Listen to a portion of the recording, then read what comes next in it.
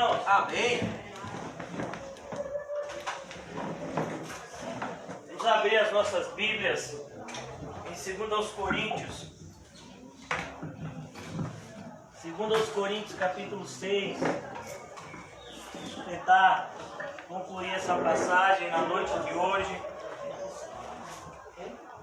Amém? Graças a Deus.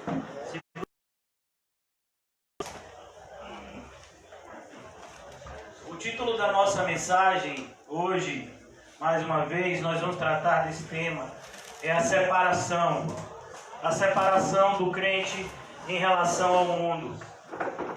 Um tema que cada vez mais se faz necessário em uma igreja evangélica, onde você já não sabe diferenciar aquilo que é mundo, aquilo que é igreja, tamanho a intimidade que um tem no outro. E não era diferente na igreja de Coríntios. Na ausência de Paulo, os falsos mestres tentaram implementar também o mundanismo na igreja. O mundanismo, irmãos, não se engane, é uma forma da igreja crescer rapidamente, numericamente. Então, se você torna a igreja atrativa para pessoas carnais, elas virão.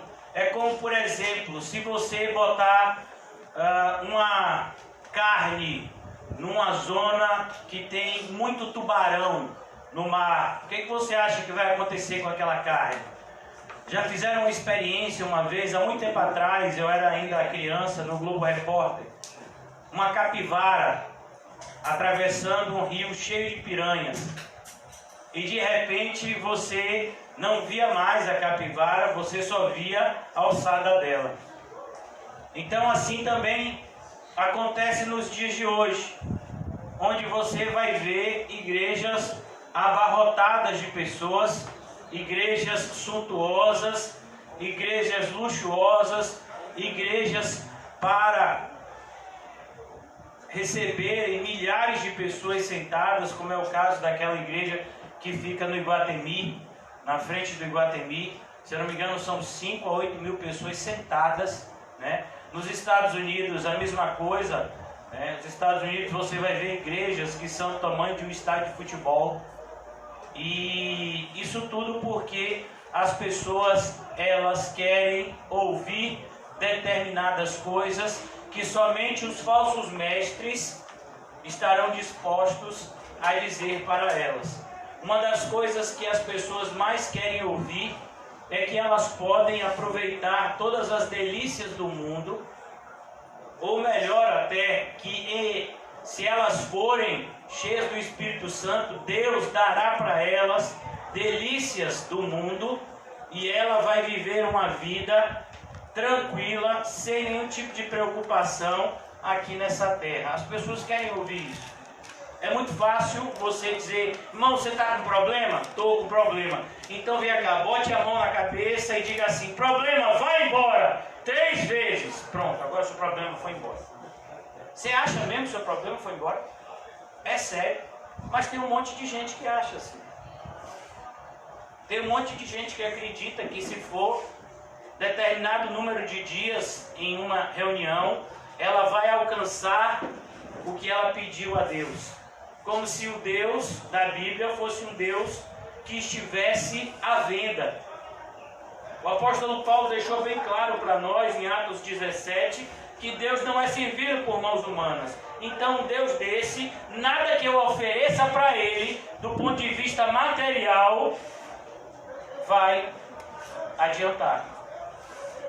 Então a única coisa que nós podemos oferecer a Deus é a nossa fidelidade, é o nosso zelo pela sua palavra, pela sua pessoa, pelas suas promessas. E aqui o apóstolo Paulo, ele vai apelar a isso, e eu faço questão de ler aos irmãos mais uma vez toda essa passagem que vai de 2 Coríntios 6, 14 até o 18. E o título da nossa mensagem, mais uma vez, apelando, né, para essa exortação, inclusive uma exortação que está inserida no texto que nós estamos lendo. Sai do meio deles. Não vos ponhais em julgo desigual com os incrédulos, porquanto que sociedade pode haver entre a justiça e a iniquidade, ou que comunhão da luz com as trevas, que harmonia entre Cristo e o maligno, ou que união do crente com o incrédulo. Que ligação há entre o santuário de Deus e os ídolos? Porque nós somos santuário de Deus, do Deus vivente, como Ele próprio disse: habitarei e andarei entre eles, serei o seu Deus, e eles serão o meu povo. Por isso retirai-vos do meio deles, separai-vos, mais uma vez, retirai-vos do meio deles. Na tradução King James diz literalmente: saia do meio deles. Separai-vos, diz o Senhor, não toqueis em coisas impuras, e eu vos receberei, Serei o vosso pai, e vós sereis para mim filhos e filhas, diz o Senhor Todo-Poderoso. Tendo, pois, ó amados, tais promessas, purifiquemo-nos de toda impureza, tanto da carne como do espírito, aperfeiçoando a nossa santidade no temor ao Senhor. Então, irmãos, nós, ao lermos essa passagem, não podemos ficar neutros diante daquilo que nós temos visto. Ontem teve uma pessoa que já ficou no CAC, que já ficou assistindo alguns cultos, e ele apareceu no final da reunião, porque ele sabe que no final da reunião tem pão com mortadela. Aí ele apareceu lá: não, eu queria ver o senhor, pastor. Aí disse: você queria me ver, então eu vou tirar uma foto e vou lhe dar. Ele disse: não, é idolatria, ele pra cima de mim, vai pegar logo o seu pão com mortadela, vá. E aí ele estava me dizendo, né? Mas para mim Deus é um só. Para você pode até ser, mas para Deus não é não. O que aquelas pessoas estão fazendo lá na igreja que você estava, está errado. Por isso, por isso e por isso. Aí quando eu estava saindo, que eu estava entrando no carro, ele passou por mim e disse: mas pastor, a sua palavra é muito dura. E irmãos, é impressionante, porque uma das coisas que mais a gente percebe hoje em dia é que os cristãos não estão nem aí para o que está escrito na Bíblia. Porque, irmãos, se eles lessem a Bíblia, eles iriam ficar de cabelo arrupiado, aqueles que têm cabelo.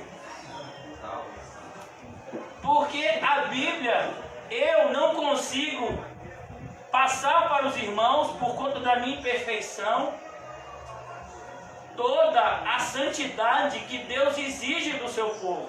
E essa é uma grande frustração do pregador. Por mais que eu tente, por mais que o próprio Espírito Santo de Deus haja em mim, a minha limitação sempre será um empecilho.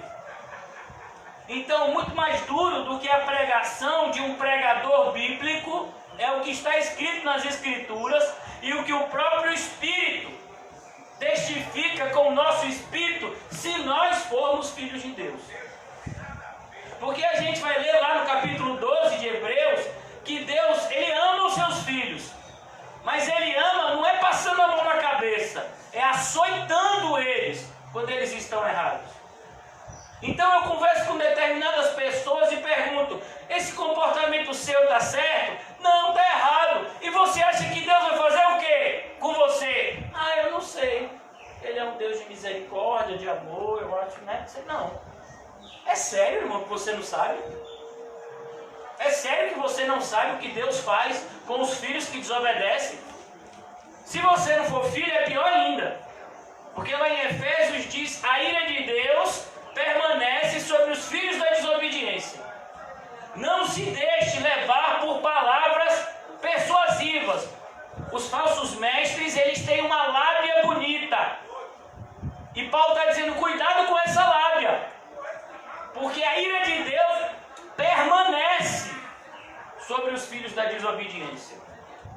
E essa é a grande marca, irmãos, da igreja que vai para o céu e da igreja que vai para o inferno. Pastor, você está dizendo que tem uma igreja que vai para o inferno? Tem!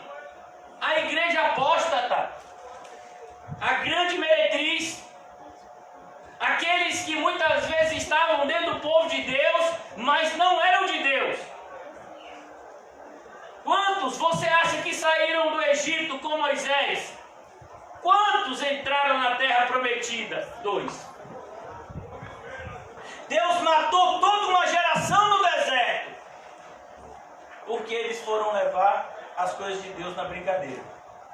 Então, antes mesmo de ler essa passagem aqui, irmãos, com vocês, eu gostaria de abrir com vocês a primeira carta aos Coríntios, para você entender que Paulo já tinha avisado a esses irmãos a respeito da seriedade da palavra de Deus.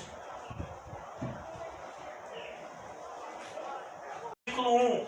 Ora, irmãos, não quero que ignoreis. O que é ignorar?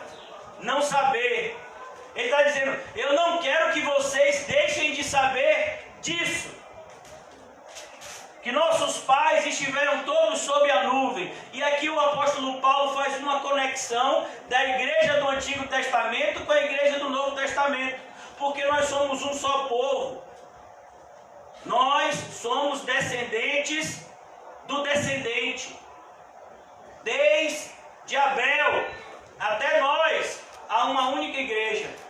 Um único caminho, uma única porta e um único mediador entre Deus e os homens, Jesus Cristo. Então ele faz essa conexão entre os crentes do Antigo Testamento e os crentes do Novo Testamento, chamando os crentes do Antigo Testamento de nossos pais ou nossos ancestrais. Isso é um hebraísmo, né? É uma maneira que o judeu tem de falar. Nossos pais estiveram todos sob a nuvem e todos passaram pelo mar. Que nuvem é essa? Uma nuvem que os guiava de dia e que se tornava uma coluna de fogo à noite, durante um período em que eles estiveram peregrinando no deserto. Que mar é esse? O mar que se abriu para que eles passassem e que se fechou para matar os seus perseguidores, que eram os soldados egípcios enviados pelo faraó para matarem o povo de Deus. Tendo sido todos batizados, assim na nuvem como no mar, com respeito a Moisés, todos eles comeram de um só manjar espiritual e beberam da mesma fonte espiritual, porque bebiam de uma pedra espiritual que os seguia, e a pedra era Cristo. Olhe porque Moisés foi tão duramente disciplinado quando ele bateu na pedra. Aquela pedra que Moisés bateu para jorrar água era Cristo. E o Senhor havia dito a Moisés, fala com a rocha, mas Moisés não teve paciência e bateu na pedra. Isso era Cristo ali. Apesar da desobediência de Moisés, a água jorrou. Mas lá na frente, o Senhor disse, ó Moisés, você não vai entrar na terra. Por quê? Por causa daquele dia. Ó, você pensa que Deus esquece? Deus não esquece não, irmão. Está tudo anotado o que você fez de certo e de errado. Lá em Apocalipse, uma das coisas que se repete nas igrejas é, eu conheço as suas obras. Se você tem andado nos caminhos do Senhor, se você tem renunciado pelo Senhor, carregado a cruz pelo Senhor, se você tem seguido a Jesus por amor a Ele, não se preocupe, Ele sabe disso. Agora, se você tem feito coisas erradas, Ele também sabe. E aqui o apóstolo Paulo está deixando isso bem claro. E a pedra era Cristo. Cristo sempre esteve no meio do seu povo. Muitas vezes de maneira imperceptível, mas Ele estava lá. Como hoje. Aonde Cristo está, ali perto de Quinho, aqui perto do púlpito, aonde Ele está, em todo lugar. Mas existe um lugar que Ele não pode faltar, dentro de você. Senão esse culto, para você, vai ser em vão. Se você não tiver o Espírito Santo, essas palavras vão ser em vão. Elas vão entrar pelo seu ouvido e vão sair pelo outro. É necessário o Espírito Santo para que essas palavras que entram pelo ouvido cheguem ao coração. E aqui ele diz, versículo 5, entretanto Deus não se agradou da maioria deles. Olhe, da maioria deles. Quem são eles aqui? O povo de Deus. Irmãos, a gente pode aplicar esse versículo hoje para a igreja evangélica. Deus não tem se agradado da maioria deles. Não é possível que o pessoal não está vendo isso. Meu Deus! Eles vivem uma vida completamente longe da palavra de Deus. Eles fazem o oposto do que Deus mandou. E eles acham que não vai dar em nada. Como você acha que não vai dar em nada? Como que você acha que Deus não vai cobrar as coisas que Ele disse para você que iria cobrar? É como aquele homem que recebeu um talento. E o Senhor disse, mas eu não mandei que você negociasse com esse talento. Eu não mandei. Ele sabia o que devia fazer, mas não fez. Aqui, irmãos, nós precisamos entender que na separação cristã, nós temos dois pontos, o ponto negativo e um ponto positivo. O que é o ponto negativo? Eu deixo de fazer determinadas coisas. Eu deixo de andar com determinadas pessoas. Eu deixo de fazer determinadas coisas que eu gosto de fazer. Existe um ponto de vista positivo. Eu começo a fazer outras coisas que eu preciso fazer. Isso é separação.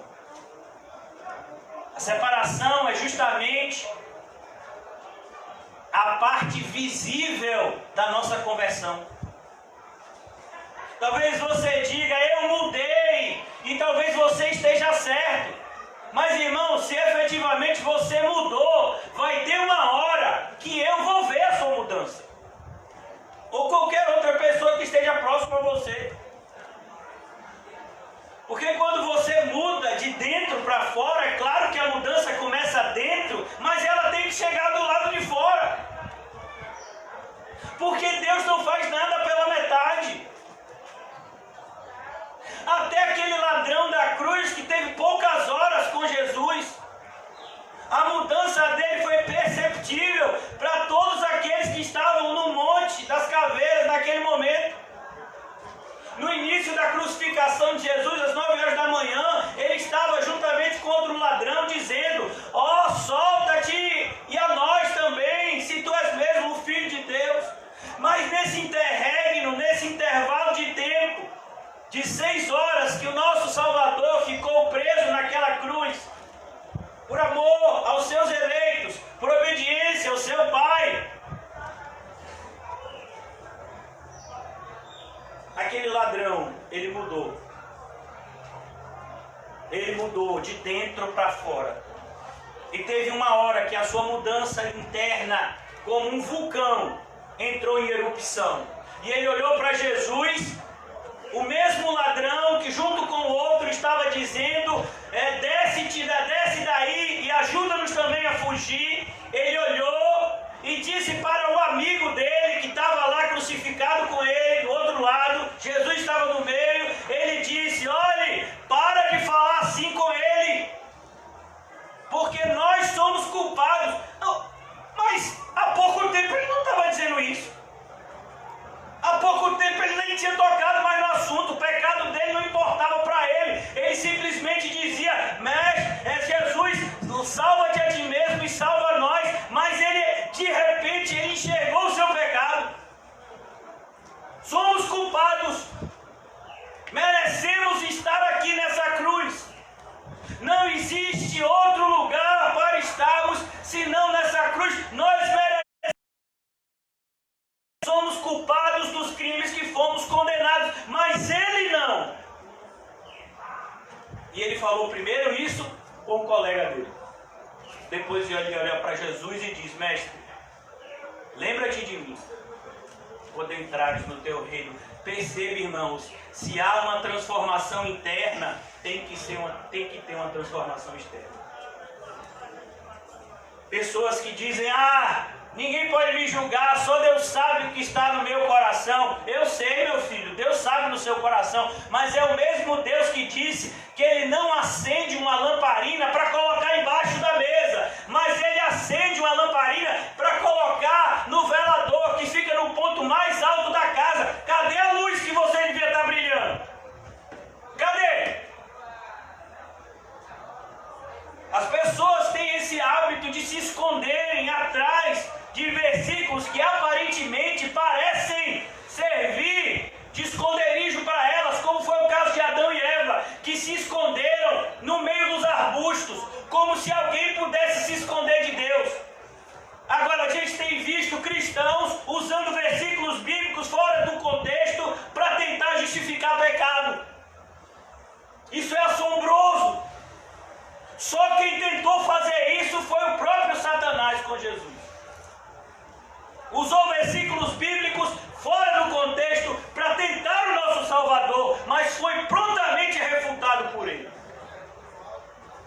Isso a gente tem que pensar, irmãos. Aqui ainda em 1 Coríntios capítulo 10, versículo 5. Deus não se agradou da maioria deles. Eu quero te perguntar, hoje é sexta-feira. Para muitas pessoas, sextou. Quando a pessoa diz para mim, sextou, eu digo, o que é sextou, meu filho? Para mim amanhã é sábado, domingo é domingo, segunda é segundô. Para mim todo dia é igual. Só tem um dia que vai ser diferente, que é o dia que você vai estar diante da presença de Cristo. Aí esse dia vai ser diferente, por isso que esse dia está com D maiúsculo na Bíblia. Mas sexta não, sexta é sempre sexta. Mas digamos que você terminou o final da sua semana, que normalmente a maioria de vocês vai trabalhar até amanhã. Minha irmã vai trabalhar amanhã? Minha irmã vai. Devolve, eu sei que vai trabalhar amanhã. Rita vai trabalhar amanhã? Rita tá de boa, né, Rita? Você, rapaz, tá? Calmou, eu sei que tá de licença de negócio de Covid aí, né? Paulinho vai trabalhar amanhã? Governo só segunda. Olha para isso, receba. Kio vai trabalhar amanhã? Kio é de domingo a domingo, meu filho. Não tem liberdade. Pastor Gil amanhã vai. Pastor Gil também. Esse daí eu sei. Se ele não abrir a loja, meu filho, olha para ele aqui, ó. Então, meu filho, o que eu quero dizer para vocês é, que negócio é esse de sexta-feira? Tem uma coisa só pra gente. E aí, a semana passou, e como é? Deus se agradou da sua semana? É verdade. Deus se agradou? Como foi sua semana? Agradou a Deus? Entretanto, Deus não se agradou da maioria deles, razão porque ficaram prostrados no deserto. Você sabe o que Paulo está dizendo aqui? É uma maneira educada de Paulo dizer, Deus matou todo mundo. A ideia de ficar prostrado é morrer aqui. Deus matou eles. E de diversas formas, em diversos momentos. Tem um momento que eles murmuram por causa de comida, Deus envia codornizes, mas envia também uma enfermidade mortal. Tem um momento que eles murmuram e Deus envia serpentes abrasadoras. Tem vários momentos, tem um momento de uma rebelião contra Moisés, promovida por Datã, Corá e Abirão, e Deus mata um bocado. Em diversos momentos Deus matou vários, e outros morreram por causa natural, em virtude do tempo. Mas toda uma geração ficou prostrada, morreu no deserto. Percebe, irmãos, que o Deus da Bíblia ele não está para brincadeira. Ou as coisas são do jeito dele, ou não são. Ele chega a dizer em Malaquias que é melhor fechar a porta do templo, é melhor a igreja deixar de ser igreja, fechar a igreja, do que as pessoas ficarem vindo aqui fazer coisas erradas. E Jesus de maneira muito clara diz, a igreja não é um covil de ladrões. A igreja é uma casa de oração. E a palavra oração, ela é muito mais abrangente do que a gente normalmente pensa. A ideia de oração é conexão com Deus. A casa de Deus é o lugar mais perto de Deus que nós vamos chegar aqui na terra. E Ele prepara todo esse momento, onde temos louvor, oração, palavra, comunhão, que são os meios de graça que Deus proporcionou para que nós fôssemos aperfeiçoados e nos aproximássemos mais dele e nos tornássemos mais parecidos com Cristo. Deus preparou esse momento para a gente devia valorizar. Versículo 6. Ora, estas coisas se tornaram exemplos para nós. Isso é um exemplo para você? Tem crente que nem sabe dessa passagem. Tem crente que nunca leu isso daqui, e se leu, passou rápido assim que nem se lembra. Isso deveria ser um exemplo para você. Se Deus fez isso com o povo que tirou do Egito, imagine com a gente.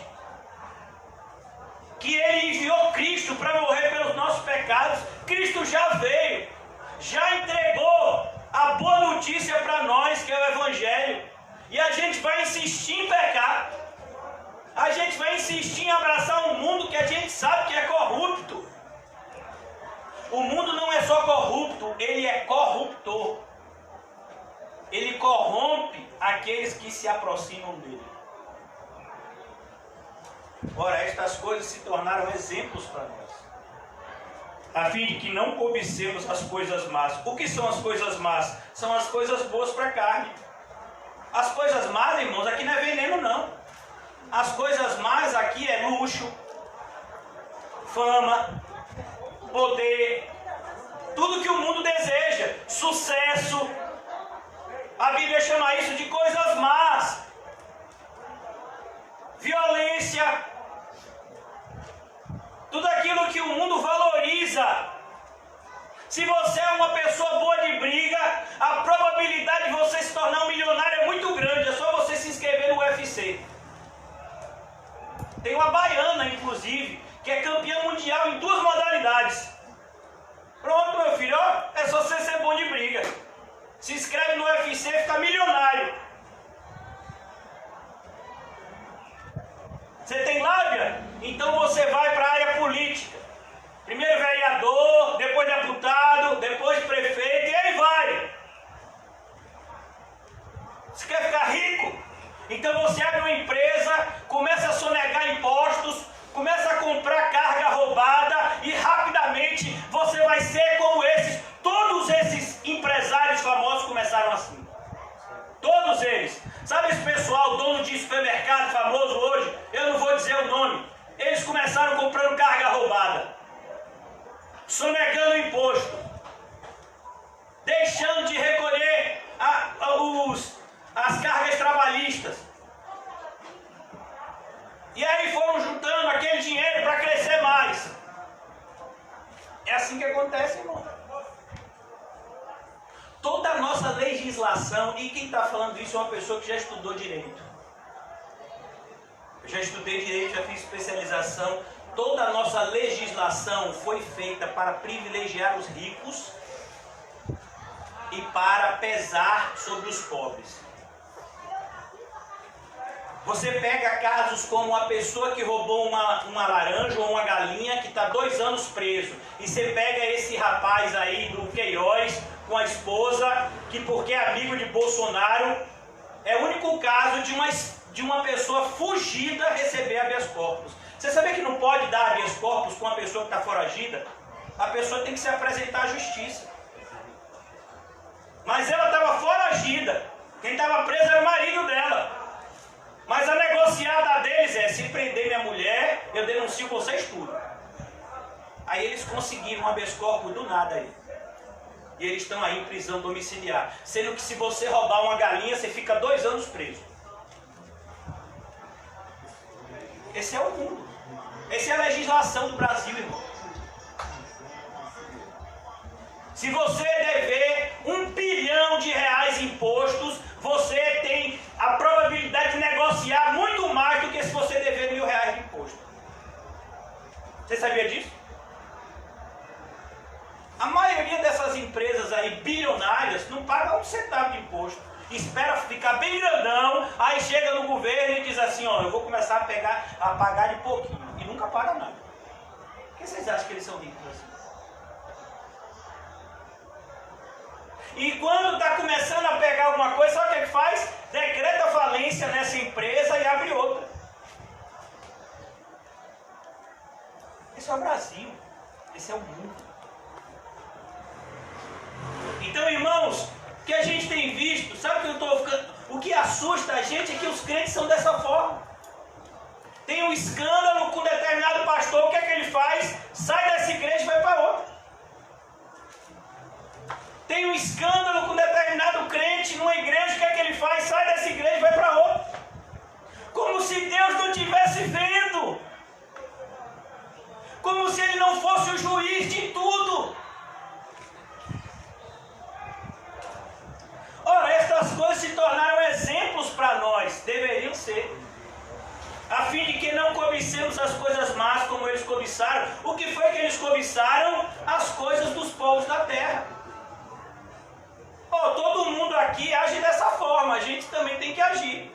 Todo mundo aqui está fazendo isso, a gente também tem que fazer. Não, meu filho, mas a gente é um povo separado. A gente tem um Deus diferente. A gente tem um Deus que é verdadeiro. Os deuses deles são falsos.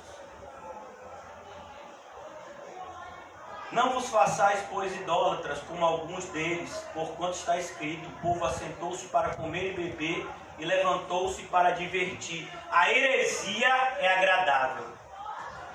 A heresia, irmãos, é igual você comer uma caixa de chocolate.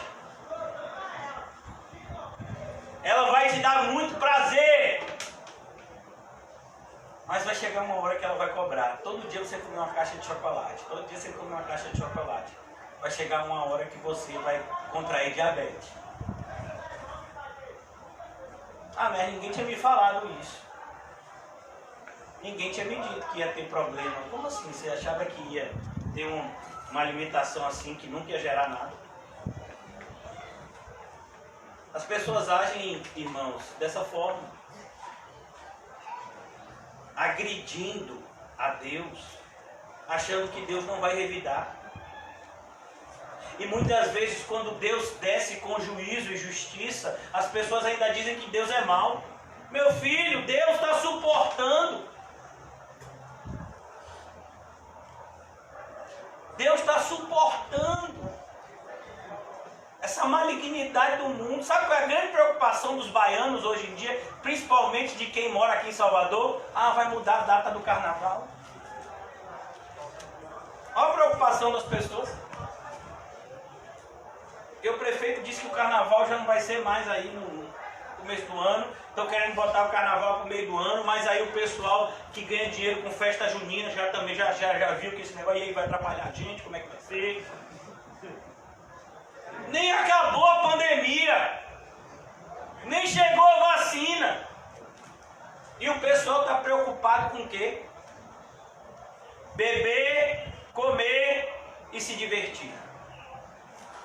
Sabe quem está preocupado também com isso? Os crentes. Estão no mesmo pacote, meu filho. Não tem diferença mais. O que é mais triste para nós hoje é que não tem diferença entre crente e mundo e crente. Tudo aquilo que o mundo faz, os crentes estão fazendo da mesma forma. É assustador. E às vezes até pior, mais vergonhoso ainda. E não pratiquemos a imoralidade como alguns deles o fizeram e caíram num só dia 23 mil. Não ponhamos o Senhor à prova, irmãos. Ó, você está querendo mesmo pôr o Senhor à prova? É isso mesmo. Por isso, irmãos, que eu tenho muito medo por essas pessoas que se desviaram na época do Covid. Porque elas estão colocando o Senhor à prova. Você já imaginou se o Senhor quiser descer com juízo sobre elas agora? Ele pode. Pode ser que ele faça isso agora, eu não sei. Ele disse que a ocasião de começar juízo pela casa de Deus já é começada. E aí, o que você acha? Eu vou só explicar, vou pegar um exemplo da Bíblia para contextualizar o que eu estou dizendo. O povo estava querendo comer carne como os demais. Eles estavam comendo só o maná. Aí Deus disse: fique tranquilo, fique aí onde vocês estão. Eu vou enviar uma quantidade de carne. E ele disse que vai chegar mais ou menos essa altura, quase 2 metros. Num espaço de não sei quantos quilômetros. Você já imaginou a quantidade de carne? É como se fossem vários estádios de futebol cheios de carne. Deus disse que ia enviar para aquele povo. Era uma quantidade de povo grande. Mas eles vão enviar a ponto de vocês terem tanta carne que vocês vão botar carne por quanto é orifício, ouvido, olho, boca. Vocês não querem carne? E Deus enviou codornizes. Uma carne deliciosa. E aí o povo preparou, estava numa alegria. Oh, Deus ouviu a gente, ouviu. Oh, Ele ouviu. Deus ama quando você murmura. E aí quando o povo estava preparando, e olha, para preparar galinha dá trabalho, você tem que despenar, tem que tirar a pele, os irmãos aqui que sabem fazer, eu não sei, estou falando só de falar, porque eu já vi preparando, mas eu nunca preparei. O máximo que eu preparei foi uma carne moída, que só quem comeu fui eu. Não, eu já preparei para vocês também, não foi para as minhas filhas, era provável. Mas assim, galinha não sei tratar não, meu filho. Mas diz que tem que tirar a pena, não é assim? Quem já tratou galinha aqui? Já? Aí tem que tirar a pena, não tem? Tira a pele também, um pedaço, né? Aí tem que tirar algumas coisas. Eles prepararam tudo e naquela época não tinha esse negócio de forno bonito, não. Esse fogão bonitinho, panela. Não, meu filho, tinha que ser na fogueira. Eles prepararam tudo. Quando a carne estava no ponto, sabe quando aquele... Quem já foi na churrascaria? Eita Deus! César chega a botar uma assim na boca, meu filho. Aquela churrascaria assim, aqui vem aquele espeto, a picanha. Vai, picanha, senhor! Aí, pode botar, desce logo tudo aí. Sabe? Então a codorniz estava naquele ponto, meu filho. Aí o povo começou a botar na boca. Antes de descer para o estômago, Deus matou todo mundo. Tá vendo quem é o Deus da Bíblia? Você já imaginou? A pessoa estava morrendo de medo de sair de casa, morrendo de medo de Covid, deixou a igreja, abandonou os irmãos, deixou Cristo, começou a ficar vendo os cultos só pela internet, morrendo de medo, e aí chegou a vacina, vacinou contra o Covid, aí na primeira saída bate o carro e morre. Pastor, não fale essas coisas não. Você quer que eu fale o quê? Você está achando que é brincadeira? Vai perguntar ao irmão Paulinho, que trabalha como coveiro em um único cemitério da cidade. A cidade tem 4 ou 5, bem mais até, né? A cidade tem vários cemitérios, ele trabalha em um só. Enterra, esse cemitério enterra quantos por dia? De 12 a 20 por dia, não é, Paulo? A gente chegou a bater a 25 na época do Covid. 25 enterros num dia, só em um cemitério. Você já imaginou isso? Ah, chegou a vacina do Covid. Ufa, graças a Deus, me vacinei do Covid. Agora eu posso voltar para a igreja. É? Você acha que pode mesmo?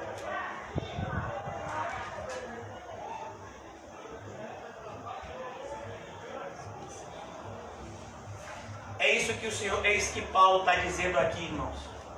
O que é que o mundo deseja? Segurança. Por que você acha que as pessoas compram tanta arma? Por que as pessoas compram plano de saúde ou compram remédio? Elas querem segurança. Segurança do ponto de vista da proteção, segurança do ponto de vista do corpo de ter saúde, segurança do ponto de vista financeiro, de se precisar de alguma coisa ter dinheiro para comprar, alimento, vestimenta, moradia. O povo quer segurança, mas a Bíblia diz que só existe um lugar onde nós estaremos seguros. É na sombra do Altíssimo. Por isso que a nossa separação, irmãos, não é algo legalista. A nossa separação não é uma coisa subjetiva. A nossa separação é algo prático nas nossas vidas. O que o mundo está fazendo, o que o mundo pode fazer, nós não podemos, nós não iremos fazer. A nossa separação é objetiva. A Bíblia diz o ponto aonde nós devemos nos separar, o ponto aonde nós devemos nos afastar. A Bíblia diz. Várias passagens, irmãos. Eu vou ler uma delas aqui. Abra comigo rapidamente, se você puder, em Romanos 12. Olha o que Paulo ensina para a gente. Rogo-vos, pois, irmãos, Romanos 12, 1. Rogo-vos, pois, irmãos, pelas misericórdias de Deus. Irmãos, Paulo está falando uma linguagem assim. Em nome de Jesus, alma. Pelo amor de Deus, varão. Paulo está rogando a igreja. E você sabe por que Paulo está usando isso? Como é o nome dessa carta? Como é o nome dessa carta? Carta aos Romanos. É uma carta para os cristãos que estavam aonde? Roma, irmãos, era a Babilônia da época. Roma era a principal cidade do mundo. Era onde você podia ter acesso a todos os prazeres, as melhores coisas ficavam em Roma. Você tinha acesso a tudo do ponto de vista do mundo em Roma. É onde ficavam os maiores filósofos, as maiores bibliotecas, aonde se tinha o melhor vinho, aonde se tinha as melhores festas. Tudo de melhor estava em Roma, porque Roma era a capital do império que mandava no mundo. E Paulo está escrevendo para os cristãos que estão lá. Imagine a probabilidade desses cristãos se contaminarem com a sedução de Roma. Então Paulo diz: ô irmão, eu rogo a vocês, não se deixem seduzir. Ele não está dizendo com essas palavras, mas ele está dizendo nesse contexto: que apresenteis o vosso corpo por sacrifício vivo, santo e agradável a Deus, que é o vosso culto racional. Olha, vocês têm que cultuar a Deus de maneira racional. Roma, por ser a capital do império, era lá onde tinha todos os altares dos deuses lá romanos. Tinha templo de tudo quanto é Deus que você imaginar lá na cidade de Roma. E ele diz: olha, o nosso culto é racional. No nosso culto não tem morte. Porque a morte que tinha que ter já teve, foi a de Cristo. Foi substitutiva para nos dar vida. Mas ele diz aqui, no versículo 2: e não vos conformeis com este século. A ideia de século aqui é a ideia de mundo. Não se conforme com esse mundo. A ideia aqui de conformar é tomar a forma de alguma coisa. Então a gente vive num mundo que diz o tipo de cabelo que a gente tem que ter, o tipo de roupa que a gente tem que vestir, o tipo de comida que a gente tem que comer. Ah, mas esse tipo de roupa não está na moda. Ah, mas ninguém está cortando mais o cabelo assim. Ah, mas ninguém está fazendo dessa forma. Meu filho, desde quando eu estou preocupado com isso? A gente não tem que se preocupar com o que o mundo está tentando nos impor, não. Não se conforme com esse mundo, mas transformai-vos. Perceba, não é transformar o mundo, porque o mundo não vai ser transformado. O mundo está sendo corrompido por ele mesmo e está sendo preparado para o dia da destruição. Onde lá em 2 Pedro capítulo 3 diz: ele está sendo entesourado para o fogo, ele vai ser destruído. Mas quem tem que se transformar é a igreja. Perceba que não é transformai-vos, é transformai-vos. No plural, todos nós como cristãos precisamos ser transformados pela renovação da nossa mente. Primeira coisa, tem que mudar em você a sua maneira de pensar. Então mude a sua maneira de pensar. Dinheiro não é mais importante do que Deus. Sua família não é mais importante do que a família de Deus. A sua casa não é mais importante do que a casa de Deus. As suas roupas físicas não são mais importantes do que as vestimentas espirituais que recebemos em Cristo Jesus por meio do seu sangue. Nós devemos estar unidos pela verdade, somente por ela, de maneira que se alguém não tem a verdade, não podemos estar unidos a ela. Para que experimenteis, e a palavra experimentar significa literalmente colocar na boca.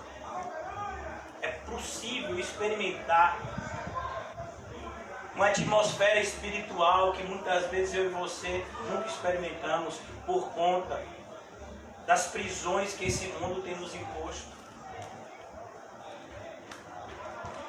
Para que experimenteis qual seja a boa, agradável e perfeita vontade de Deus.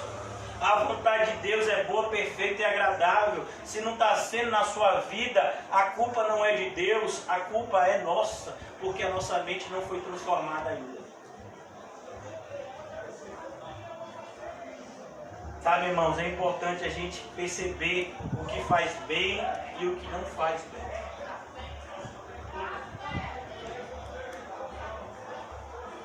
Aqui, mais uma vez, voltando agora, versículo 16 de 2 Coríntios 6.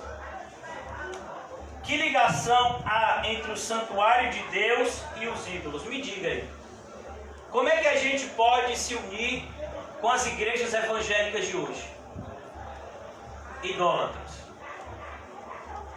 Você tem por um lado igrejas que idolatram Calvino, outro lado igrejas que idolatram Armínio. Depois você tem igrejas que idolatram o Espírito Santo. Não, pastor, mas adorar o Espírito Santo é a mesma coisa que adorar a Deus, só se for para você. Para Deus não. O Espírito Santo de verdade, ele nunca exige, ele nunca incentivará você a adorar a Ele. Ele incentivará você a adorar a Cristo. Por isso que quando uma pessoa chega e diz, né, como nós adoramos o Espírito Santo, você vê logo que essa pessoa nem conhece o Espírito Santo. Porque o Espírito Santo nos enche de amor por Cristo. É Cristo. É Cristo. E somente Cristo. O Pai decidiu ser adorado na pessoa do Filho. É isso que muitas vezes as pessoas não compreendem, porque não querem compreender. Porque quando você decide tomar o caminho errado, irmãos, todo mundo e Satanás irá te ajudar nesse caminho errado. É como tem um ditado popular que está errado, né? O ditado popular é para baixo todo santo ajuda, não é assim? Não, meu filho, para baixo todo demônio ajuda. O difícil é ir para cima. Aí, meu filho, é o mundo inteiro tentando puxar você pelos pés, tentando pesar você, tentando atrapalhar a sua caminhada. Por isso eu quero que você entenda, nós aqui, nós somos o santuário de Deus na terra. E se nós somos o santuário de Deus vivente, que comunhão nós podemos ter com aqueles que, usando o nome de Deus, adoram a ídolos? Quem você acha que construiu o bezerro de ouro? Foi midianitas? Foram os filisteus? Foi os egípcios? Quem você acha que construiu o bezerro de ouro? O povo de Deus. Quem era que estava adorando a serpente de bronze? Deu até um nome para ela, Neustã. Quem foi que estava adorando? Que o rei Josias, se eu não me engano, teve que mandar destruir. Foi o povo de Deus.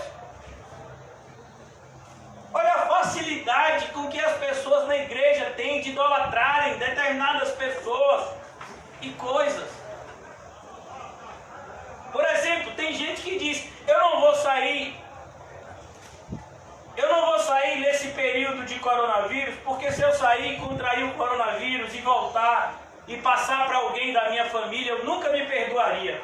E você vai se perdoar de estar dando esse péssimo testemunho e levando a sua família para o inferno? Amém. Você vai se perdoar por isso? Porque é isso que você está fazendo. Imagine, passou a pandemia.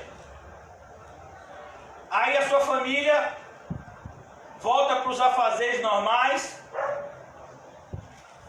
Tem pessoas que têm familiares que estão no trabalho, saindo de casa todos os dias, indo para lugares, voltando. E essa pessoa não vem para a igreja, fica em casa.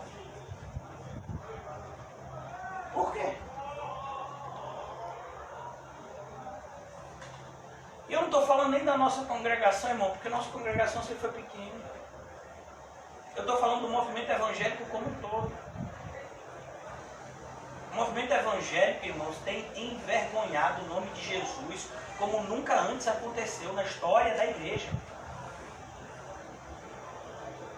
Nunca houve uma demonstração tão grande de apostasia como nos dias dessa pandemia. A ponto dos crentes agora serem motivo de chacota. Mas você não disse, você vem me evangelizar dizendo que o Deus, seu Deus da vida eterna, e você está com medo de ficar com Covid? Mas o seu Deus não leva para o céu? E você no outro dia estava tentando me evangelizar dizendo que o céu é melhor do que a terra? Por que você não quer ir para lá? Imagine a autoridade de um crente agora desse evangelizando. Vamos, irmãos, Deus tem o melhor para nós, Deus nos protege. Deus me protege de quê, seu mentiroso?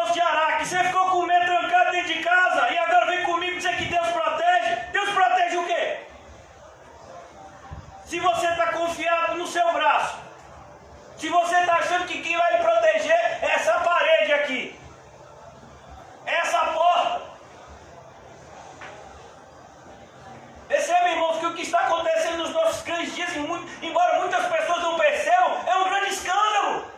Sabe por que as pessoas não percebem? Porque a igreja agora é igual ao mundo. Então, as pessoas ainda chamam isso de sensatez. Olha, você já viu como a igreja evangélica hoje está sensata? Elas estão obedecendo. Os órgãos governamentais fecharam a porta das suas igrejas. Olha que coisa bonita. Bonita para quê? Porque se o mundo está aplaudindo, pode ter certeza que Deus está odiando. Por isso, irmãos, que essa separação, você não foi chamado para agradar os seus familiares. Você foi chamado para glorificar a Deus e para fazer de tudo para com todos, para, se possível, salvar alguns. Se os meus familiares tiverem que me odiar por um tempo, para que depois eles se arrependam e sejam salvos, oh, aleluia, que isso aconteça. Mas do que adianta eu ter um relacionamento maravilhoso com os meus familiares aqui na terra e depois enterrá-los sabendo que eles estão indo para o inferno?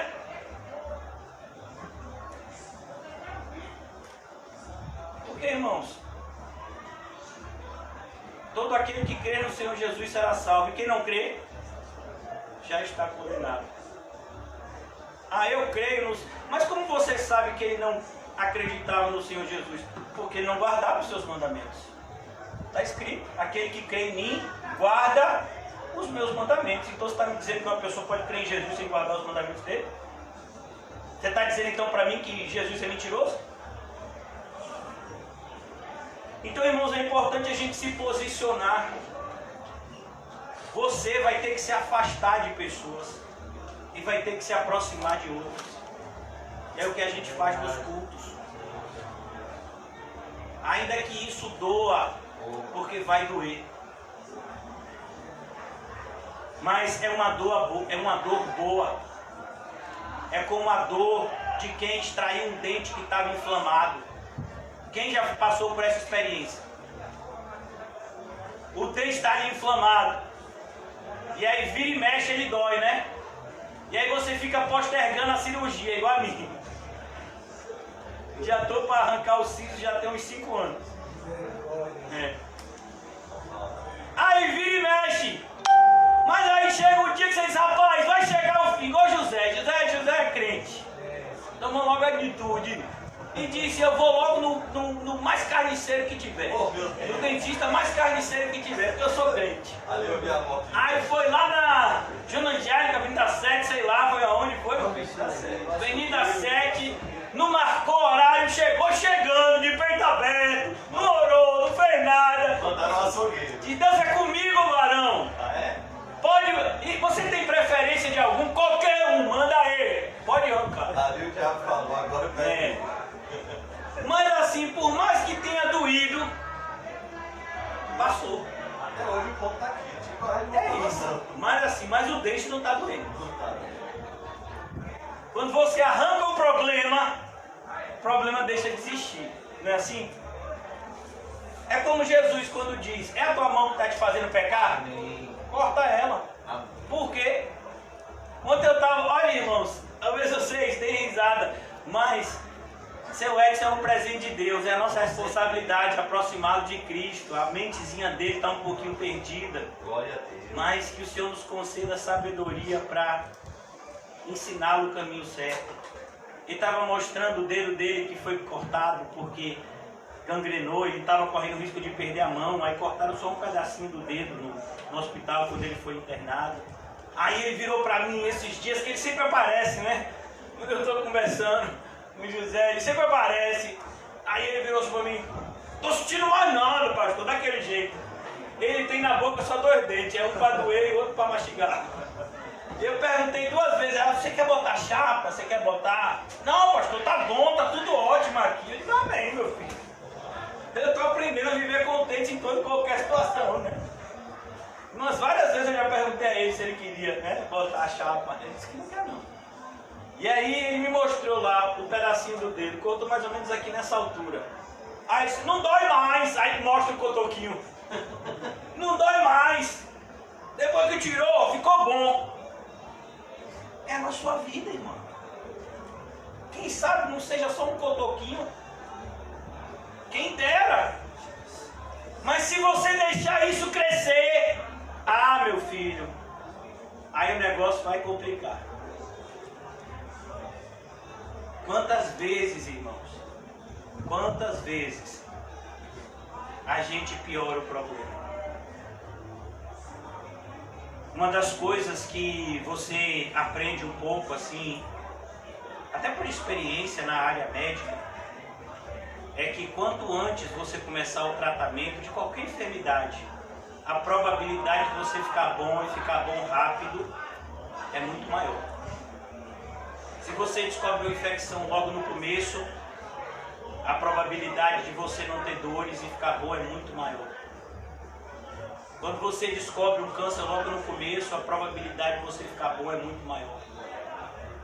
Quando você descobre qualquer enfermidade, por exemplo, uma pessoa que tem problema no coração, que faz exames, né, certinho, quem tem problema de próstata, mulheres que têm muito essa questão do câncer de mama, você descobre aquilo cedo, a probabilidade de tratar e ficar bom é muito grande.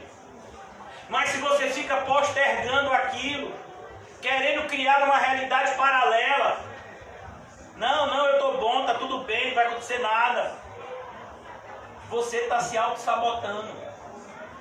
É o que tem acontecido hoje em dia. A gente tem, muitas pessoas dizem, não, a igreja vai muito bem. Que igreja, meu filho? Porque até a nossa igreja, que prega a verdade todos os dias, está sendo atacada. Até a nossa igreja tem irmãos, eu estou chamando pela fé, que ultimamente saíram dando um péssimo testemunho. E olha que a gente prega a santidade aqui do começo ao fim. Tem pessoas que saem dando um péssimo testemunho, falando coisas horríveis. Então a gente tem que tomar muito cuidado, irmãos. A idolatria, ela entra de maneira imperceptível. Porque nós temos um coração, como já dizia um pastor do passado, que é uma fábrica de ídolos. Um Deus que te leva para o céu, mas não tem a capacidade de te lançar no inferno, não é o Deus da Bíblia. Um Deus que tem a capacidade de amar, mas que não odeia, não é o Deus da Bíblia. Um Deus que é luz, mas que aceita tranquilamente as trevas, não é o Deus da Bíblia. A gente tem que tomar muito cuidado, porque as pessoas estão agindo como se qualquer coisa fosse Deus. O nome disso não é cristianismo, o nome disso é deísmo. Quando eu tiver um tempo, quem sabe na próxima semana eu vou ver se eu separo um tempo para ensinar os irmãos as espécies de religiões do mundo, pelo menos as principais delas. Você pegar, irmãos, a maior parte dos habitantes do mundo, 6 bilhões, dos 7 bilhões de habitantes do mundo, quase 6 bilhões e meio, eles vêm de uma mesma vertente religiosa. Se a gente colocar isso num quadro, a gente tem um entendimento maior. Por exemplo, nós temos hoje em dia as maiores religiões do mundo, elas são monoteístas e elas descendem do mesmo patriarca. Qual é? Quem é? Abraão. Você sabia que Abraão é o patriarca do cristianismo, do movimento evangélico e também do islamismo? Você sabia? O cristianismo, o judaísmo, e eu estou colocando o cristianismo no sentido neocatólico e o evangélico, o cristianismo, o judaísmo e o islamismo, todas essas 3 religiões, elas descendem de Abraão. E aí? Mas será que todo mundo segue o exemplo de Abraão? Tome como exemplo, o que Jesus falou em João capítulo 8. Vocês dizem que são o quê? Filhos de Abraão. Abraão viu meu dia e se alegrou. E aí, o que foi que eles fizeram? Não tem nem 50 anos e viste Abraão, no sentido de tirar um sarro com a cara de Jesus. E Jesus disse, antes de Abraão existir, eu sou. Aí o povo não aguentou. Pegou em pedras para apedrejar Jesus. Mas Jesus saiu do meio deles. Vocês não são filhos de Abraão, coisa nenhuma. Porque Abraão me viu e creu. Ele me viu quando eu apareci lá a ele. E apresentei a novilha que representava, apresentei o cordeiro que seria eu. Ele não daria a vida do filho dele, mas Deus daria a vida do seu próprio filho para remir o seu povo. E aí você pega, irmãos, o judaísmo, o islamismo, eles dizem, o cristianismo católico, que a gente não pode nem chamar de cristianismo, né? O catolicismo. Eles dizem que seguem a Deus, eles dizem que acreditam em Jesus. Por exemplo, até os islâmicos acham que Jesus foi um grande profeta.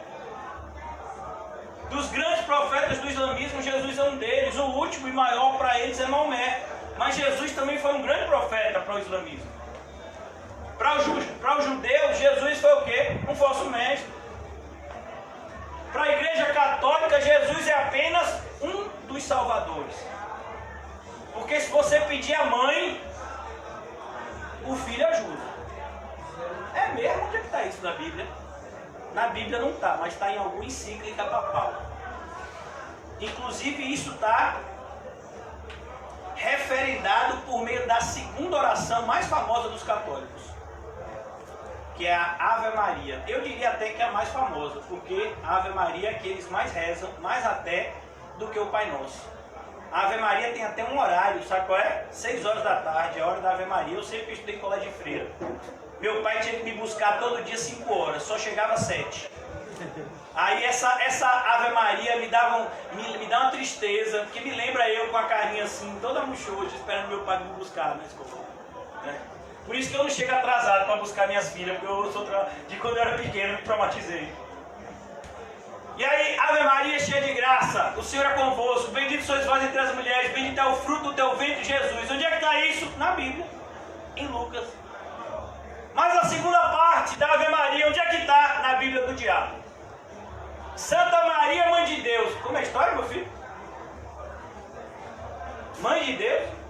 Rogai por nós pecadores. E Maria vai rogar por quem, meu filho? Maria mesmo precisou ser salva. Rogai por nós pecadores agora e na hora da nossa morte. Agora veja. Maria tem algum poder para interceder por nós na hora da morte, irmãos? À luz da Bíblia? Não. Mas tem gente que acredita. Agora, irmão, tem gente que está até adorando Santa Dulce dos pobres. Olha, Santa Dulce dos pobres, olha o que me faltava. Ah, Santa Dulce dos pobres, me atende. Como é a história, rapaz? É sério. Mas essas pessoas não leem a Bíblia. Aí eu pergunto a vocês, nós somos santuários do Deus vivente. Como ele próprio disse, habitarei e andarei entre eles e serei o seu Deus e eles serão meu povo. Será que a gente está preparado para isso? Será que a gente está preparado para isso? Para Deus ser o nosso Deus e a gente ser o seu povo? Nós já vimos as exigências. Nós já vimos aquilo que Deus espera de nós. E agora, como vai ser, irmãos? A Bíblia diz, e se Deus vier aqui, Ele vai encontrar fé na terra? Eu queria terminar nessa noite, irmãos, abrindo uma passagem. Nós vamos, se Deus permitir, concluir amanhã. Essa passagem está em Mateus 15.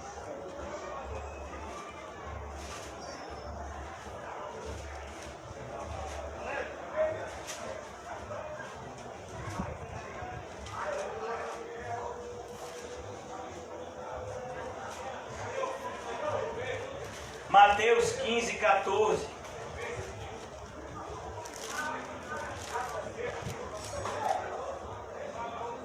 Deixai-os, são cegos, guias de cegos.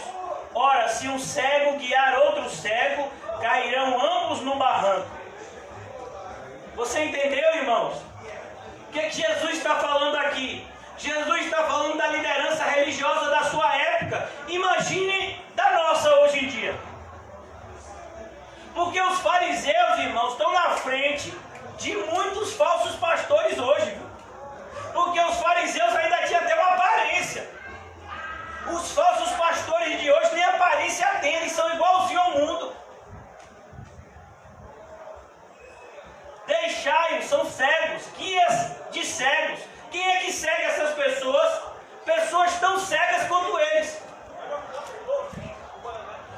se um cego guiar outro cego, cairão ambos no barranco. E você sabe onde vai dar esse barranco? Então lhe disse Pedro, explica-nos a parábola. Então lhe disse Pedro, explica-nos a parábola. Jesus, porém, disse, também vós não entendeis ainda? Não compreendeis que tudo que entra pela boca desce ao ventre e depois é lançado no lugar escuso? Mas o que sai da boca vem do coração, isso contamina o homem. Olha o perigo de você ouvir alguém que não ouve a Cristo. Aquilo que ele está falando para você entra no seu coração e te contamina. Você acha que ir num culto herético não faz mal? Você acha que ouvir pastores que estão no caminho errado não faz mal? Você acha que meias verdades são tão saudáveis quanto a verdade por inteira? Você ainda não entendeu o perigo. Ele diz, olha, o que sai da boca é o que contamina. O que você tem ouvido? Porque do coração procedem os maus desígnios. O que você tem ouvido, o que você tem visto, é isso que está enchendo o seu coração. Vamos imaginar que você passa 10 horas por dia contando dinheiro. Como você acha que o seu coração está? Vamos imaginar que você passa 10 horas por dia na frente de um computador, fazendo coisas seculares. Como você acha que o seu coração fica? Eu não estou dizendo que você sai do seu trabalho. O que eu estou dizendo, irmãos, é que você vai precisar muito da ajuda de Deus para não permitir que o mundo te contamine. Porque a contaminação do mundo é igual à contaminação do Covid, imperceptível. Quando a gente vê, já está contaminado. E às vezes a gente só percebe que está contaminado quando vê os sintomas. E aí, como é que você está? Rapaz, eu não estou conseguindo mais sentir o cheiro das coisas, não estou conseguindo mais sentir o gosto, estou com uma febre aqui. Ih, rapaz, então pode ser que você esteja com Covid. Mas na hora que o vírus entrou, você viu? Não. Você sabe onde foi que você pegou? Não. Você acha que sabe. E aí ele diz, mas o que sai da boca vem do coração, é isso que contamina o homem. Porque do coração procedem os maus desígnios, homicídios, adultérios, prostituição, furtos, falsos testemunhos, blasfêmias. O que o Senhor quer que a gente separe? Isso aqui, Ele quer que a gente abandone isso. A separação vai exigir de mim e de você que a gente abandone os maus desejos. Os homicídios, os adultérios, a prostituição, o furto, falso testemunho, blasfêmia. São estas coisas que contaminam o homem. Mas o comer sem lavar as mãos não contamina o homem. Olha o que Jesus está falando aqui de santidade, irmãos. Toda a conversa aqui gira em torno de santidade, porque para os fariseus santidade era você lavar as mãos. E quando fala lavar as mãos aqui, não é simplesmente um lavar as mãos de maneira a preservar a sua saúde física, não. Era um lavar religioso. Eles acreditavam que eles não lavavam somente as mãos, lavavam o copo, lavavam várias coisas. Porque eles acreditavam que por meio dessa água eles estariam purificando a si mesmos e os elementos que seriam usados na refeição. Quando Jesus está dizendo que purifica o homem é o sacrifício perfeito de Cristo. E se da sua boca não tem saído os oráculos de Deus, então a sua boca tem servido de contaminação para o mundo. Por isso eu quero fechar aqui a minha Bíblia e convocar todos vocês, irmãos, essa noite a uma intensa reflexão. Nós temos sido santuário de Deus ou nós temos adorado a um ídolo? Que nós fizemos à luz da Bíblia. Pegamos na Bíblia aquilo que a gente gostava, riscamos aquilo que a gente não gostava, e criamos um Deus, um Jesus que nos fosse conveniente. Um Jesus que aceitasse tudo aquilo que eu faço de errado. Um Jesus que não me repreendesse quando eu faço as coisas erradas. Um Jesus que não se importasse com a vida errada que eu vivo.